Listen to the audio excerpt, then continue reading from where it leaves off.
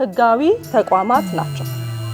ቡድን 2 አንብቤ ሳጨርስ ስላበራችሁ እድሉ በቀጥታ ወደ ቡድን 1 ተማሪዎቹ ቅድመ ዝግጅት አድርገው ስለሚመጡ ጥያቄዎቹ ተነበው ሳያልቁ ለመመለስ የሚያሳዩት ጉጉት የኢትዮጵያ ሴት ጋዜጠኞች ማህበር ተመስርቶ በእግሩ እንዲቆም ካደረጉ የሀገር ባለውለታዎች ለአንድ ነጭ የአውቶቡስ ተሳፋሪ ወንበሬን አለቅ በማለቷ ወንበር ላይ ስናያቸው በአጭር ጊዜ ውስጥ ረጅም መልስ የሚሰጣቸው ሰከንድ አጭር ነው ለመመለስ የሚያደርጉበትና መልሰውም ስናገኛቸው በጣም የሚገርም አቅም አላቸውና ይሄ ያስደንቀኛል። የመልካም ዜግነት መገለጫ ምንድነው? 4 ነገሮች